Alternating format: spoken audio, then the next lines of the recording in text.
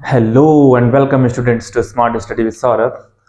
और मैं सौरभ आज आपको ज्योमेट्री से रिलेटेड एक बहुत ही इंटरेस्टिंग टॉपिक पढ़ाऊंगा जो कि आपका टेंथ सभी बोर्ड्स के लिए इक्वली इंपॉर्टेंट है, आईसीएसई, सीबीएसई या यूपी बोर्ड, है ना। क्योंकि वृत्त लगभग सभी में है, कुछ थ्योरम्स कटी हुई हैं, प्लस कोई भी एग्जाम हो रहा हो जैसे केवीएस के एग्जाम होने वाले हैं उसके पॉइंट ऑफ व्यू से ज्योमेट्री का ये टॉपिक बहुत ही इंपॉर्टेंट है।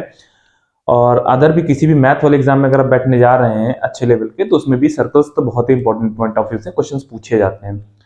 तो इससे रिलेटेड आज हम कुछ क्वेश्चंस की स्टडी करेंगे, पहले थ्योरम्स को डिस्कस करेंगे, उसके बाद हम जो है कुछ क्वेश्चंस की प्रैक्टिस करेंगे। और यकीन मानिए मजा आ जाएगा, सेशन में बने रहिएगा पूरे सेशन में हमारे साथ, ठीक है। तो देखिए सर्कल की अगर हम बात करते हैं तो मैं ज्यादा टाइम नहीं वेस्ट करूंगा, सीधा स्टार्ट करूंगा। सर्कल ये हो गया सेंटर, स्टार्ट करते हैं सीधा थ्योरम से, ठीक है। क्योंकि टेंथ लेवल से पहले इतना ज्यादा है नहीं, सीधा टेंथ में इंट्रोड्यूस होता है तो काफी कुछ बेसिक्स तो पता ही हो गए। सर्कल होता है, ये रेडियस होती है, पूरा अगर हो जाए तो डायमीटर होता है, और रेडियस इक्वली इंपॉर्टेंट होती हैं। तो इस तरह से आपको ये सब पता ही होगा, ये सब बेसिक्स होते हैं सर्कल की। हम सीधे टू द पॉइंट बातें करेंगे, आपका टाइम नहीं वेस्ट करेंगे। ये रेडियस हो गई आपकी सर्कल की। सर्कल का एरिया वगैरह आपको मैंने मेंसुरेशन के चैप्टर में भी बता रखा है कि सर्कल का एरिया क्या होता है, पाई आर स्क्वायर होता है। अगर ये सेंटर है तो अगर इतना मिला दें तो इसको क्या बोलते हैं, सेक्टर। ये क्या है, माइनर सेक्टर बोलते हैं इसको हम, ठीक है। ठीक है, सेक्टर है ये आपका। और जो बच गया बड़ा पोर्शन ये पूरा, इसको बोलते हैं मेजर सेक्टर। क्या बोलते हैं, मेजर सेक्टर, ठीक है। और इसी तरह से जैसे अगर आपने दूसरा सर्कल ये बना दिया, ठीक है, और ये कॉर्ड खींच दिया आपने, जीवा, जीवा अगर आपने खींच दी इसको है, तो यहां भी ये जो बनता है ये होता है माइनर सेगमेंट। इसको क्या बोलते हैं, सेगमेंट। ऐसे ही जो बड़ा पोर्शन बचा इसको बोलते हैं मेजर सेगमेंट।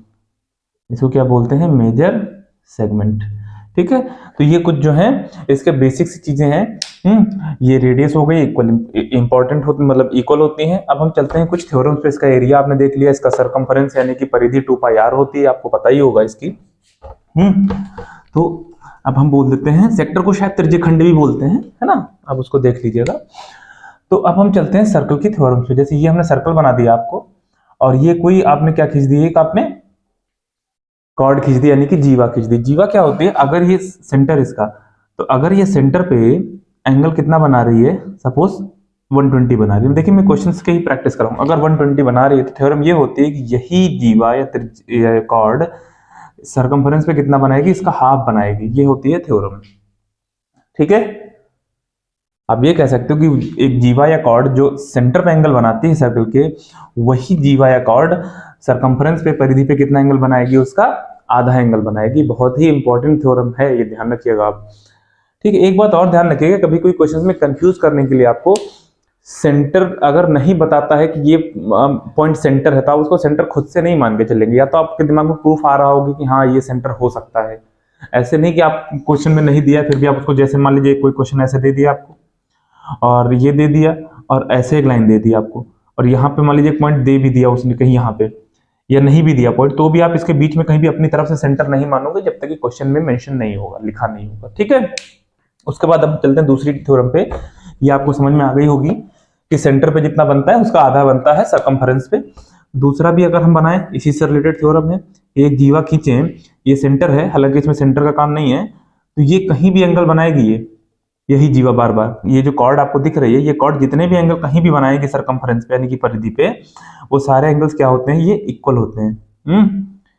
इसको ऐसे बोल सकते हैं, angles in a same segment are equal, ठीक है। ये सारे सेम सेगमेंट में ही तो है। देखो भाई, ये कॉर्ड आपने ये जीवा खींची, ये नीचे माइनर सेगमेंट, ऊपर का मेजर सेगमेंट, उसमें सारे ये एंगल्स हैं कि नहीं है, इसी जीवा के द्वारा, इसी कॉर्ड के थ्रू बनाए गए हैं। तो ये सारे क्या हो गए, सेम हो गए। मतलब ये x x x और ये भी x हो गया आपका। इस तरह से आपका ये भी थ्योरम हो गई। अब हम अगली थ्योरम पे चलते हैं। एक और थ्योरम होती है, आपको पता होगा कि ये सर्कल, अगर ये हम क्या पूछते हैं, डायमीटर, मान लीजिए डायमीटर है, तो डायमीटर कहीं भी, डायमीटर भी तो एक कॉर्ड ही होती है, जीवा होती है। तो ये कहीं भी अगर एंगल बनाएगा तो ये कितना हमेशा बनता है, 90 डिग्री, यानी कि अर्धवृत्त का कोण 90 होता है, यानी कि angle in a semi circle is 90 degree, ठीक है। ये बहुत ही इंपॉर्टेंट थ्योरम है। जहां भी डायमीटर यानी कि व्यास दिखे आपको, आप खट से दिमाग लगा लीजिएगा कि इसका मतलब ये मिलाएंगे अगर ये वाली कॉर्ड तो 90 बनेगा, ठीक है, अब हम नेक्स्ट थ्योरम पे चलते हैं। उसके बाद क्या है कि जैसे अगर एक और सर्कल में बना देता हूं, ठीक है, और टेंजेंट आपको पता होगा, ये जो टेंजेंट खींची जाती है ये रेडियस पे हमेशा 90 होती है, ये आपको पता होगा, बहुत ही बेसिक सी थ्योरम होती है। ठीक है, ये बेसिक सी थ्योरम होती है कि ये 90 होता है। एक और आपको बता देता हूं मैं कि जैसे एक होती है अल्टरनेट सेगमेंट की थ्योरम, जो थोड़ा सा टफ मानी जाती है। मान लीजिए ये कोई टेंजेंट है और ये कोई जीवा है, ये कोई स्पर्श रेखा है सर्कल की, ये जीवा है, तो ये एंगल अगर आपका बन रहा है एक्स सपोज, तो यही जीवा या कॉर्ड सरकमफरेंस यानी कि परिधि पे जो एंगल बनाएगी, यानी कि ये वाला अगर ये y बन रहा है तो होता क्या है, x is equal to Y होता है। इसको बोलते हैं एंगल एकांतर कोण, है ना, मतलब इसको बोलते हैं angle in a same segment, alternate segment के एंगल, सॉरी क्या बोलते हैं इसको, हैं alternate segment, angles in alternate segments are equal of a circle. ये आप देख लीजिए, ये वाला एक्स, देखो ध्यान से इसको कैसे पहचानते हैं, पहचानते ऐसे हैं, जब भी आपको एक जीवा यानी कि कॉर्ड और टेंजेंट यानी कि स्पर्श रेखा के बीच का एंगल मिल रहा हो, तो आप तुरंत दिमाग लगाएंगे कि ये वाली जीवा यानी कि कॉर्ड जहां पे भी सर्कल पे मिलेगी, जहां पे भी सर्कल पे मिलेगी, वही एंगल आपका क्या हो जाएगा, इक्वल हो जाएगा इस वाले एंगल के। ठीक है, ये आपको ध्यान रखना है, angle in alternate segments are equal, ये भी होता है। उसके बाद एक और थ्योरम आती है आपकी, है जैसे कि मैंने आपको ये थ्योरम्स बताई, आप क्या करेंगे, जो थ्योरम पढ़े, देखिए तरीका मैं सबसे अच्छा बताता हूँ थ्योरम्स को याद करने का। जो थ्योरम्स आप पढ़ते हैं उससे रिलेटेड क्वेश्चन तुरंत लगा लीजिए, 4 to 5 क्वेश्चन आप लगा लेंगे तो यकीन मानिए वो थ्योरम आपके दिमाग से नहीं उतरेगी। फिर दूसरी थ्योरम पढ़े, उससे रिलेटेड क्वेश्चन लगा लें, लेकिन पहली वाली माइंड में रखिएगा, तभी आप आगे कर पाएंगे।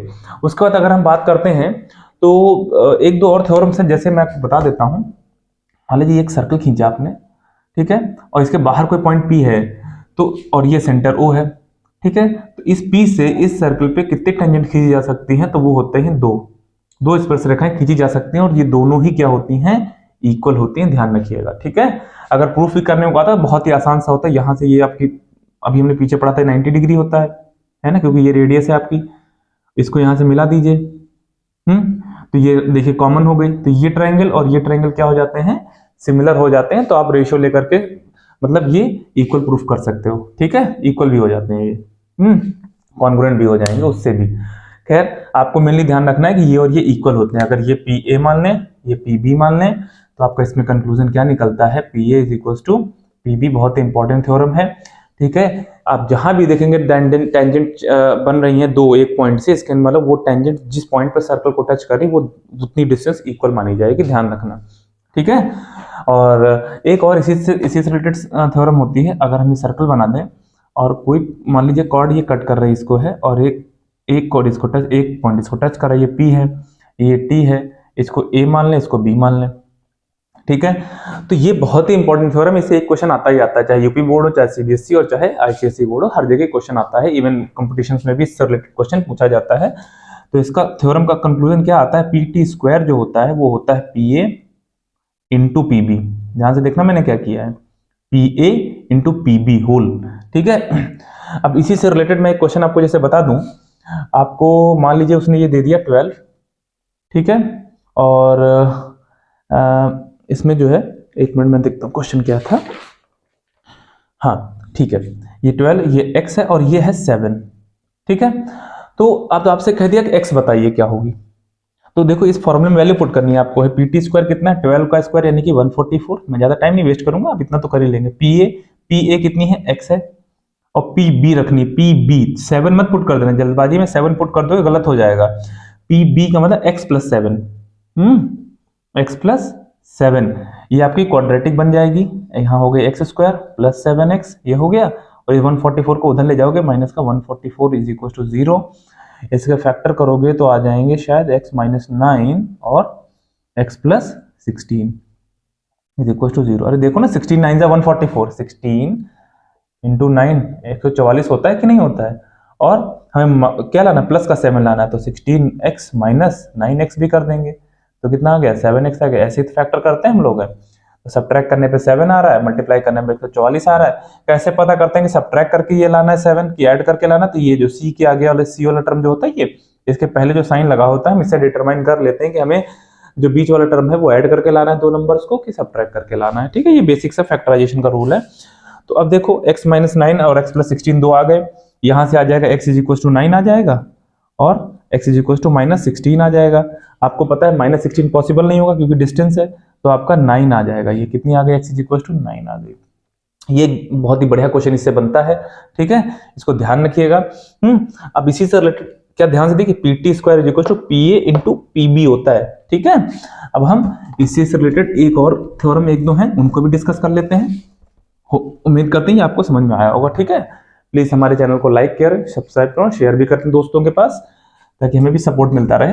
अगली थ्योरम जो है ये है आपकी कि मान लीजिए कोई भी दो कॉर्ड्स हैं, ये है और ये एक दूसरे को अंदर ही कट कर रही है और ये पॉइंट पी है आपका, ये chord A B C D.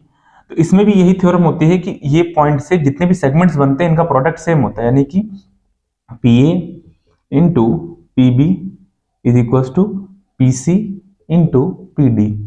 यहाँ पे क्या करें, कोई भी तीन साइड्स में से चार में से तीन की वैल्यू दे देंगे, चौथी डायरेक्टली पूछ सकते हैं। एक नंबर का बहुत ही बड़ा क्वेश्चन आता है कंपल्सरी सेक्शन में। आप देख सकते हैं P A P B P C P D, इनका प्रोडक्ट बराबर होता है, इनको सेगमेंट्स बोलते हैं। देखो इतना इतना, देखो सेगमेंट और लाइन में क्या फर्क है। सेगमेंट एक फिक्स डिस्टेंस होती है, सेगमेंट क्या होता है, उसके दो एंड पॉइंट होते हैं। लाइन का आप कह सकते हो एक भी एंड पॉइंट नहीं होता, और रे का एक एंड पॉइंट होता है। ये पूछा जाता है, ठीक है, कि किसके कितने एंड पॉइंट्स होते हैं। फिर से रिपीट कर दूं, सेगमेंट के दो एंड पॉइंट होते हैं, मतलब सेगमेंट लिमिटेड होती है, लाइन अनलिमिटेड होती है, उसके कोई एंड पॉइंट नहीं होते हैं। और रे में एक एंड पॉइंट होता है, मतलब आप जैसे सन से रेज आते हैं तो सन से चलती हैं वो, है ना, फिर कहां तक जाती पता नहीं। तो ये हो गया आपका। उसके बाद आता है हम लोग थोड़ा साइक्लिक क्वाड्रिलेटरल की भी डिस्कशन कर लेते हैं। तो साइक्लिक क्वाड्रिलेटरल, उससे पहले एक और कंसेप्ट देख लेते हैं। मान लीजिए दो सर्कल्स हैं, तो अगर ये एक दूसरे को ऐसे टच कर रहे हैं बाहर बाहर, ये R1 है ये R2 है, तो ये C1 इसका सेंटर, ये C2 इसका सेंटर है, तो C1 C2 जो डिस्टेंस होती है वो R1 प्लस R2 हो जाती है। यानी कि अगर दो सर्कल्स एक दूसरे को एक्सटर्नली टच कर रहे हैं, मतलब बाह्य रूप से टच कर रहे हैं बाहर बाहर, तो आप क्या बताओगे कि उनके बीच के सेंटर की डिस्टेंस जो होती है वो उनके रेडियस के सम के बराबर होती है। तो अगर अंदर टच करें तो यही मान लीजिए एक ये बड़ा सर्कल ये हमने बना दिया, ठीक है, और इसके अंदर एक छोटा सर्कल हमने और बना दिया, इसकी रेडियस पूरी हो गई और इसकी रेडियस यानी आपका C1 ये C2, ठीक है, पूरी रेडियस R1 मान लें, इसकी छोटी रेडियस R2 मान लें, तो C1 C2 जो होगा, C1 C2 जो आएगी वो R1 माइनस R2 आ जाएगी। यानी कि अगर दो सर्कल इंटरनली आंतरिक रूप से एक दूसरे को टच कर रहे हैं तो क्या होगा, उनका जो सेंटर के बीच की डिस्टेंस होगी, सेंटर के बीच की दूरी, केंद्र के बीच की दूरी जो होगी वो उनके रेडियस के अंतर के बराबर होगी, डिफरेंस के बराबर होगी, ठीक है। ये आपका हो गया। अब हम चलते हैं साइक्लिक क्वाड्रिलेटरल पे। देखिए ध्यान रखिएगा, ये प्रॉपर्टीज बहुत इंपॉर्टेंट है, ये सारी प्रॉपर्टीज ये सारी डायरेक्ट यूज आएंगी आपके। अब देखो साइक्लिक क्वाड्रिलेटरल क्या होता है, चक्रीय चतुर्भुज। ये क्या होता है, ये आपने देखा सर्कल, ये सेंटर है, हालांकि सेंटर का कोई काम नहीं है। मान लो एक ये पॉइंट मैं ऐसे बना ही देता हूँ, 1 2 3 4, ये ए बी सी डी। यानी कि साइक्लिक क्वाड्रिलेटरल या चक्रीय चतुर्भुज एक ऐसा होता है क्वाड्रिलेटरल जिसके चारों वर्टेक्स जो होते हैं ये कहाँ होते हैं, सर्कल के सरकमफेरेंस पे लाई करते हैं, है ना, परिधि पे, वृत्त है उसकी परिधि पे है चारों के चारों, देखो ए बी सी डी चारों लाइन। तो इसकी कुछ प्रॉपर्टीज होती हैं कि इसके जो अपोजिट एंगल्स हैं, अगर ये x है और ये y है, तो इसके जो अपोजिट एंगल्स होते हैं ये क्या होते हैं, सप्लीमेंट्री होते हैं। सप्लीमेंट्री का मतलब है 180 इनका सम होता है, ठीक है, इनका सम कितना होता है 180, अपोजिट एंगल्स का सम कितना होता है 180 होता है, ठीक है। ऐसे ये अगर ये ले लें ए बी, तो a plus B is equal to 180 होता है। इस प्रॉपर्टी का यूज करके आप कई क्वेश्चंस को लगा सकते हैं, है ना। इस पे मैं एक क्वेश्चन आपको यहीं पे लगवा देता हूँ, ठीक है। देखिए मैंने दो क्वेश्चंस लिखे हुए हैं और बढ़िया क्वेश्चंस हैं। एक क्वेश्चन है कि टेंजेंट है स्पर्शरेखा, ये सेंटर से लाइन जा रही है, एक दूसरे से 30 डिग्री का एंगल बना रहे हैं, तो आपको बताना है कि x की वैल्यू कितनी होगी। आपके दिमाग में आ रहा होगा कि सर इसमें एक ही साइड दी है तो दूसरी कैसे निकल सकती है, तो यहाँ से हम एक परपेंडिकुलर डाल दें, है ना। अभी देखिए कैसे निकलती है, एक बहुत ही अच्छा तरीका भी होता है, टेक्नोमेट्री का यूज भी देखिए यहाँ पे कैसे हो रहा है। आपको पता होना चाहिए कि ये 30 डिग्री है, तो आप यहाँ से देखो हमें बेस निकालना है, और ये आपका हो गया परपेंडिकुलर, ये आपका, और ये हो गया हाइपोटेन्यूज, और ये 90 होता है, अभी मैंने थ्योरम में बताया था आपको। तो क्यों ना यहाँ पे टेक्नोमेट्री का यूज करके हम cos 30 डिग्री का यूज कर लें। cos 30 कितना होता है, cos 30 जो होता है बेस अपॉन हाइपोटेन्यूज, यानी कि आधार बटे कर्ण होता है कि नहीं होता है। तो तो x/4। cos 30 की वैल्यू आप सबको याद ही होगी, नहीं याद है तो आप प्लीज जल्दी से लर्न कर लें, बहुत इंपॉर्टेंट होती है टेबल्स आपकी। cos 30 की वैल्यू होती है √3/2, क्योंकि cos sin 30 की 1/2 है ना, और cos 30 की √3/2 और sin 60 की √3/2 होती है। ठीक है, याद रखना इस चीज को। x/4, ये 2 से 2 टाइम्स कैंसिल आउट हो गया, ये 2 इधर आ गया, तो x आपका आ गया 2√3। देखो कितना आसानी से आ गया। ये क्वेश्चन मल्टीपल चॉइस में आने के बहुत चांसेस होते हैं इस तरह का क्वेश्चन। ठीक है, दूसरा देखिए बना हुआ है आपका, ये अभी मैंने एक थ्योरम बताई थी कि मान लीजिए अगर ये पॉइंट P है, ये आपके A और B हैं और ये O है, तो देखो P से यहाँ टेंजेंट खींची गई, तो मैंने कहा था टेंजेंट्स तो बराबर होते हैं, पहली बात तो।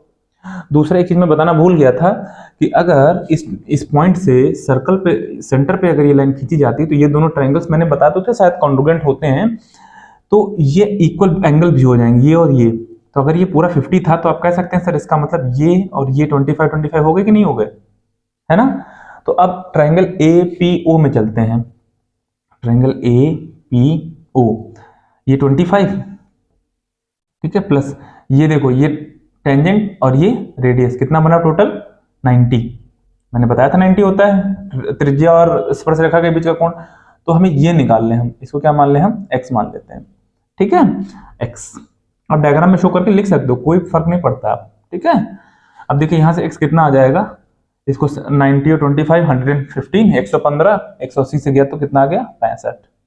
ठीक है, अब आप बताओ ये और ये इक्वल है, इसी तरह से अगर ये x है ना तो ये भी x होता है। ठीक है, ये तो अब एंगल AOB कितना हो गया, आपको निकालना क्या है, ये वाला एंगल निकालना, ये वाला या ये वाला।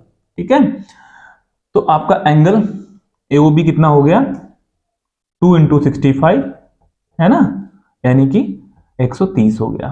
होगा कि नहीं हो गया, ध्यान रखना। अब देखिए ट्रायंगल AOB दिख रहा होगा आपको, इसमें आपको ये निकालना, मैं यहां y लिख दे रहा हूं आपको। ठीक है, ऐसा बनना है कुछ, देखिए मैं यहां बना देता हूं, ये आपका आ गया 130 और ये आपका है y मान लेते हैं, तो ये भी y होगा। क्यों, क्योंकि आप देखिए ये O है, ये B पॉइंट है, ये A पॉइंट है, यहां देखिए इसी डायग्राम को बड़ा कर दिया, तो ये और ये तो रेडियस है ना, तो ये आपका कैसा बन गया, समद्विबाहु त्रिभुज, आइसोसेलेस ट्रायंगल बन गया। तो अगर साइड्स इक्वल है तो उनके अपोजिट एंगल भी इक्वल होंगे। ठीक है, तो अब इसको कैसे निकालेंगे, तो इसमें भी वही आप यूज कर लीजिए, y + 130 क्या यूज करेंगे, देखिए y + 130 = 180 है ना, तो यहां से 2y = 50 आ जाएगा, तो y आपका 25 यानी कि 25 आ जाएगा। ठीक है, इस तरह से ये क्वेश्चन पूछ सकता है। फिर से देखिए मैंने 50 था तो इधर आधा आधा किया, तो उससे ये निकल आया, इससे ये डबल कर दिया, क्योंकि ये ट्रायंगल्स क्या होते हैं, कॉन्ग्रुएंट होते हैं या सिमिलर होते हैं। आप देख सकते हो, खुद से प्रूफ करके बता सकते हो क्या होते हैं। ठीक है, RHS लगेगी इसमें, RHS कॉन्ग्रुएंसी, और ये हो जाते हैं। ठीक है, इस तरह से ये दोनों क्वेश्चन आपके हो गए, ये अच्छे क्वेश्चन से दोनों आ सकते हैं। अब कुछ अगले क्वेश्चन पे चलते हैं। ठीक है, देखिए ये क्वेश्चन बना हुआ है आपके स्क्रीन पर, ये आ रहा है आपका, इसमें हमें x निकालना है, तो इसको कैसे निकालेंगे, आप देखिए ट्रायंगल AOB दिख रहा है, ट्रायंगल AOB नहीं DCB, सॉरी इसको मत देखिए, इससे मत शुरू करिए। ठीक है, इससे ना करिए, आप करिए DCB से, ट्रायंगल DCB से। अगर DCB को हम देखें तो ये वाला तो 90 हो जाएगा, क्योंकि ये सेंटर तो ये रेडियस, ये आपका AB क्या है, टेंजेंट है, तो ये 90 बनाएंगे, तो ये 65 ये 90, तो आपका ये वाला एंगल निकल आएगा। निकल आएगा कि नहीं, अगर हम इसको x मान लें, ठीक है, इसको अगर हम x मान लें तो क्या हो जाएगा, 65 + x + 90 = 180 आएगा। यहां से x कितना आ जाएगा, ये आ गया 155, तो आ जाएगा 25, ये 25 आ गया कि नहीं आ गया। अब ये 25 आ गया, अब देखिए यहां से एक कॉर्ड आपको दिख, ये आर्क दिख रही होगी आपको B, ये दिख रही है आपको। देखो जैसे मैंने एक थ्योरम बताई आपको, ये कॉर्ड या जीवा यहाँ पे ये एंगल बना रही है, तो आप इसको कॉर्ड बोलो, और चाहे हम ये भी कह सकते हैं कि ये आर्क, कि एक ये आर्क इतनी बड़ी है, आप इस अगर हम इसको हटा दें तो ये भी तो कह सकते हैं कि ये आर्क जो है यहाँ पे इतना एंगल बना रही है। तो सेम यही कॉन्सेप्ट यहाँ लगेगा, आप देख सकते हैं BE एक आर्क है और वो एंगल कितना बना रही है, x25, तो BE आर्क सेंटर पे कितना बनाएगी, 50 बनाएगी, उसका डबल बनाएगी कि नहीं बनाएगी, ये आपको ध्यान रखना है। बस यही कॉन्सेप्ट आपको बार बार मैं रिवाइज करा रहा हूं। फिर से देखो, ये हमने x निकाल लिया, ये 65, ये 90, तो ये 25 आ गया। अब हमने दिमाग लगा, ये जो बन रहा है ये इस पॉइंट और इस पॉइंट से बन रहा है, तो ये आर्क जो बना रही है यहाँ सेंटर, यहाँ पे 25 बना रही है, तो यही आर्क सेंटर पे इसका डबल बनाएगी।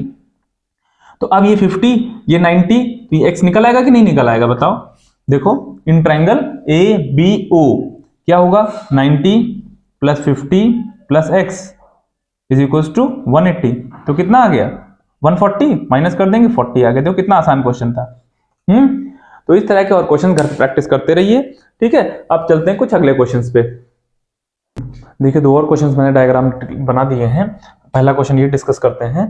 क्वेश्चन क्या कह रहा है, देखिए ये साइक्लिक क्वाड्रिलेटरल दे दिया आपको, ABCD, चारों कोने देखिए इसके कहाँ हैं, सरकमफ्रेंस में है सर्कल के, तो ये साइक्लिक क्वाड्रिलेटरल चक्री चतुर्भुज हो गया आपका।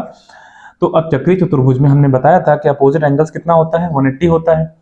तो आपको x निकालना है और y निकालना है। तो देखिए x और ये टेंजेंट दे दिया आपको, मान लीजिए t है ये, तो आपको क्या दे दिया, एंगल देखिए ये वाला angle ABC, angle ABC plus angle ADC, है ना, ADC इज इक्वल टू 180 होगा कि नहीं होगा, आप लिख सकते हैं opposite angles of a cyclic quadrilateral, है ना।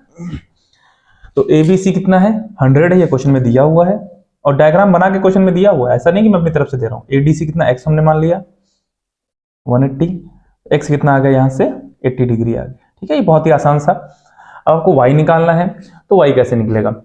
अब देखिए ये आपको 80 मालूम हो गया, है ना। अब ये 80 मालूम हो गया तो आप खुद दिमाग लगाइए, ये एक ट्रायंगल दिख रहा है ACD, है ना, कौन सा ट्रायंगल है, triangle ACD, 80 plus 40 plus y, है ना, 80 plus 40 plus y is equal to 180 हुआ ये। तो y यहां से कितना आ जाएगा, 60 आएगा कि नहीं आएगा, है ना भाई। 80 और 40 120, 180 से 120 माइनस कर दो 60 बचा। दूसरा यहाँ एक और पूछ सकता है, जैसे ये वाला एंगल पूछ ले आपसे, तो ये अल्टरनेट सेगमेंट का एंगल आपको दिख रहा होगा, ये स्पर्शरेखा या टेंजेंट, ये आपकी जीवा या कॉर्ड, ये दोनों एंगल z बना रहे हैं और यही कॉर्ड कहां बना रही है, y बना रही है। तो z भी कितना आ जाएगा आपका 60 ही आ जाएगा। ध्यान रखिएगा कोई लॉजिक नहीं लगाना, इसमें सीधे थ्योरम अप्लाई कर देनी है, angle in alternate segment of a circle, ठीक है। फिर से देखो ये टेंजेंट, ये कॉर्ड, है ना, ये दोनों एंगल में बना रही है z, और वही कॉर्ड सरकमफ्रेंस पे कितना बना रही है, y, है ना भाई। ये टेंजेंट, ये वाली कॉर्ड देखिए जीवा, ये वाली ऐसे मिल रही कि नहीं मिल रही, तो यही चीज मैं बता रहा हूं आपको, ये आपको इस तरह से एंगल z आ जाएगा आपका, ठीक है। उसके बाद हम दूसरे क्वेश्चन पे चलते हैं। ये आपका हो गया, मेरे समझ में आ गया होगा। ऐसे ही आते हैं, ये ना सोचिएगा कि बहुत आसान है नहीं, क्वेश्चंस ऐसे ही आते हैं आपके, ठीक है। अगला क्वेश्चन देख लीजिए, डायग्राम तब तक आप लोग देख सकते हैं, क्या कह दिया हुआ है, एक पेंटागन दिया हुआ है, और उसमें AEC निकालना है, AEC निकालना है, मिला देते हैं, और COD निकालना है, COD भी निकालना है आपको, ठीक है, O सेंटर है यहाँ पे, और AEB निकालना है, AEB निकालना है, ठीक है, निकालते हैं। तो देखिए इस तरह क्वेश्चन कभी कभी आता है और बड़ा कंफ्यूज करता है। इसमें देखिए ये जो मैंने B से E तक लाइन डॉटेड डॉटेड ड्रॉ करी है, ये क्वेश्चन में नहीं दी हुई थी, ये मैंने ड्रॉ करी अपनी तरफ से, आपको ड्रॉ करनी है ये, क्यों, क्योंकि हमें निकालना भी है वैसे AEB, तो आपको खुद भी दिमाग आ जाएगा कि हाँ ड्रॉ करनी है। तो शुरू करते हैं। इसमें ये एंगल आपको गिवन है 132, ये कितना है 132 गिवन है आपको। अब हम स्टार्ट करते हैं कि इसको करें कैसे। तो अब देखिए एक ट्रायंगल आपको वो दिख रहा होगा सबसे, ABCE, ABCE क्या दिख रहा है, चक्री चतुर्भुज दिख रहा है कि नहीं, cyclic quadrilateral, ABCE cyclic quadrilateral. तो अपोजिट एंगल्स क्या होते हैं, सप्लीमेंट्री, है ना, यानी कि सम कितना होता है 180। तो आप देख लो 132 और ये एंगल कौन सा AEC, है ना, ऐसे मैं लिख देता हूं डायरेक्टली कि 132 प्लस एंगल AEC कितना हो जाएगा 180। तो एंगल AEC कितना आ जाएगा, डायरेक्टली लिख दूं सबट्रैक्ट करके, 48 आएगा कि नहीं आएगा माइनस करके, बताओ, देख लेना आप लोग, ये तो आपको करना पड़ेगा। अब हम चलते हैं, ये तो आ गया AEC कितना आ गया 48। दूसरा अब हमसे पूछ रहा COD कितना होगा, चलो हम COD पे भी ध्यान देते हैं, उससे पहले हम और कुछ निकाल लेते हैं। हमसे कह रहा है AEB बताओ, AEB बताइए। अच्छा एक चीज नोटिस करिए आपने, ये डबल का मार्क लगा, मतलब ये साइड इक्वल है, ये शायद इक्वल नहीं दी हुई है, लेकिन इसका हमें काम भी नहीं पड़ेगा। ठीक है, ए बी और बी सी और सी डी इक्वल है, ये गिवन है ना, मैं लिख दूं A B B C is equal to C D, question में दिया है, मैं अपनी तरफ से नहीं बता रहा हूं कि सर आपने बता दिया ऐसे थोड़ी क्वेश्चन में लिखा हुआ मेंशन है, मैंने क्वेश्चन नहीं शो किया है। ठीक है, A B B C C D, तो अब इसमें दिमाग लगाइए आप कि A B B C C D equal है, तो एक थ्योरम होती है, मैं यहां पे एक बार फिर से बता दूं, शायद बताना भूल गया था उस टाइम पे, कि अगर ये कॉर्ड 5 सेंटीमीटर की है जीवा, और ये यहाँ पे जितना एंगल बना रही, सपोज एक्स बना रही है, तो अगर दूसरी जीवा यहाँ पे ये भी 5 सेंटीमीटर की है, तो ये भी कितना एंगल बनाएगी, एक्स ही बनाएगी, ध्यान रखना। मतलब समान जो लंबाई की जीवा होती है, यानी कि द लेंथ ऑफ इक्वल, जो कॉर्ड्स हमारी होती है इक्वल लेंथ की, वो क्या करती हैं, सेम एंगल बनाती हैं। ठीक है, equal chords subtend equal angle on the circumference, आप कह सकते हैं कि समान जीवा परिधि पर समान कोण बनाती है। ठीक है, इस चीज का ध्यान रखना। तो ये हो गया आपका, यही थ्योरम यहां भी लगा देते हैं। आप देखिए ए बी और बी सी इक्वल है, तो आप ये कह सकते हो since A B is equal to B C है, और ये भी तो त्रिज्या ही है, वो सॉरी जीवा ही तो है, कॉर्ड्स ए बी और बी सी, ए बी और बी सी, तो A B and B C. तो अब देखो ए बी कहां बना रही है, ये एंगल बना रही है, ये वाला, और BC कौन सा एंगल बना रही है, ये वाला बना रही है, तो ये भी तो बराबर होने चाहिए। तो आप ये लिख सकते हो angle A E B is equal to angle B E सी।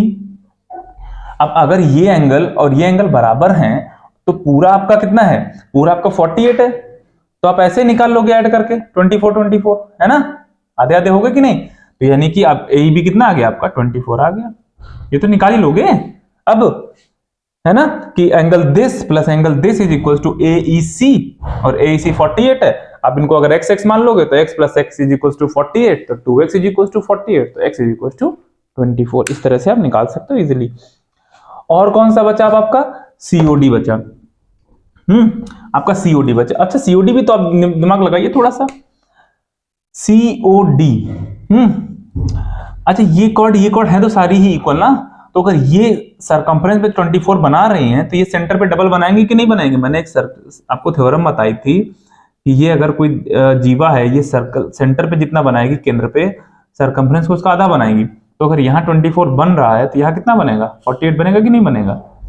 तो ऐसे ही अगर ये यहाँ 24 बना रही है, तो ये भी तो, अब देखो ये कॉर्ड इक्वल है, सेम कॉन्सेप्ट लग रहा है, बीसी और सीडी भी तो इक्वल है। अब सीडी देखो कहीं सरकमफ्रेंस बना रही, बिल्कुल बना रही है, देखो ये वाला भी तो 24 हो जाएगा, और यही CD अगर सरकमफ्रेंस परिधि पे 24 बना रही है, तो यही CD सेंटर पे कितना बनाएगी, 48।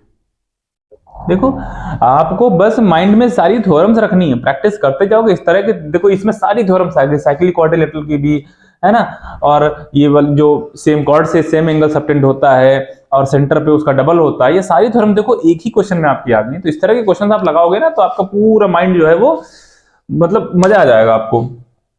थोड़ा हिंदी में प्रॉब्लम हो जाती है, इसलिए आप लोग प्लीज मैनेज कर लेना।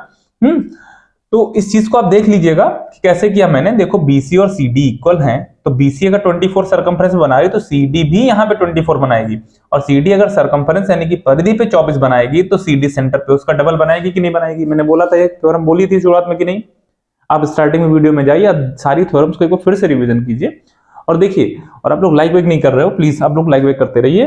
तो ये आपका हो गया, उम्मीद है आपको ये समझ में आ गया होगा।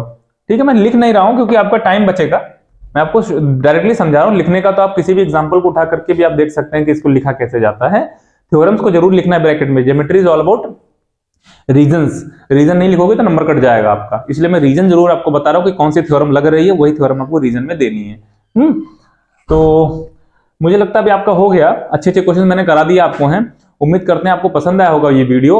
अगर पसंद आया तो आप प्लीज इस वीडियो को आगे भी शेयर करें अपने फ्रेंड्स तक, और अगला मैं कोई अच्छा सा वीडियो लेकर के आऊंगा। अगर आप चाहते हैं किसी स्पेसिफिक टॉपिक पर, तो प्लीज मुझे कमेंट बॉक्स में सजेस्ट करें कि इस टॉपिक पर वीडियो बना दीजिए। तब तक के लिए हमारे चैनल को लाइक, शेयर एंड सब्सक्राइब करें, and thank you so much.